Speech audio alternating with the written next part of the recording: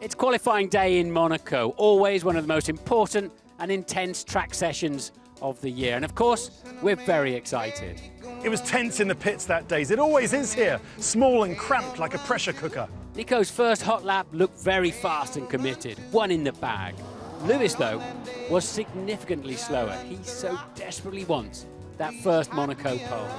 It is going to come down to that blink and you miss it moment. Well, that's what we're expecting. It's almost balletic, the way Nico's and Lewis's cars are reversed back into the Mercedes garage together, the calm before the storm. Lewis has just won 4 races in a row. His teammate has to do something. Nico goes out first.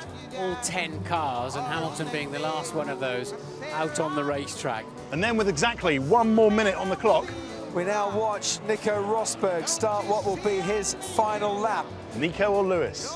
Who's going to get pole? The battle is on. We're on board with Nico, and you can see he's pushing really hard. And then picks up the throttle early and hard, wanders around that big bump. Oh, that's too deep, that's too deep. Mirabeau goes that way, but Nico goes this way. I'm hearing what happened in commentary. They were so close on track, Lewis is going to have to slow down. And that's Rosberg's qualifying over and done with. He's on provisional pole. You can't get it out of there. It's too tight to do a U-ing in there. We see Lewis exit the tunnel, and it's clear immediately. What of Lewis Hamilton then? Let's pick him up now. Backed off through the yellow. Rosberg created his own pole position and spoiled our fun. Well, that was my first impression.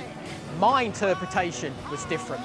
We saw a few years ago, Martin, Michael Schumacher park at this very corner here and deny Fernando Alonso the chance to get pole on the day. And this time it wasn't some ploy from Nico Rosberg. I'm looking at the replays with Damon. The movement of the car just doesn't look right. He is not going to be very amused at all. There's a certain tension and awkwardness to the whole thing. His teammate knows he's made an error, and no Formula One driver likes to make an error, but he's going to celebrate pole anyway. The snappers wanted their happy photo, but the Mercedes drivers didn't want to be anywhere near each other. I don't think these two gentlemen have actually said a word to each other yet. Uh-oh.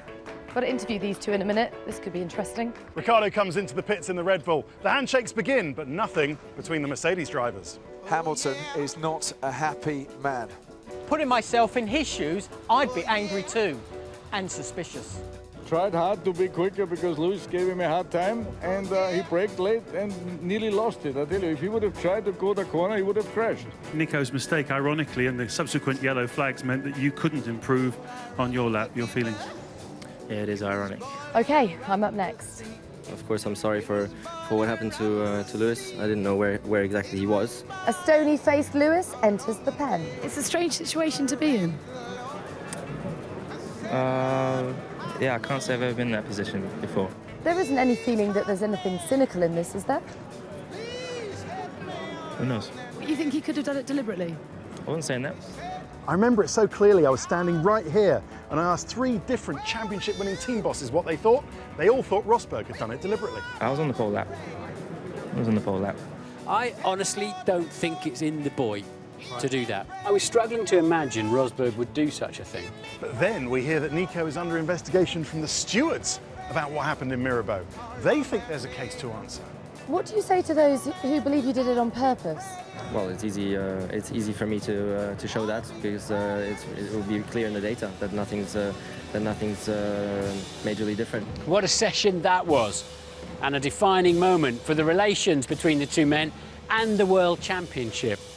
Nico Rosberg was found innocent by the stewards and went on to win his 2nd consecutive Monaco Grand Prix from pole position. Around the tortuous streets of Monaco, where overtaking is so difficult, Saturday is just as important as Sunday. In Monaco, the most important thing is starting from pole.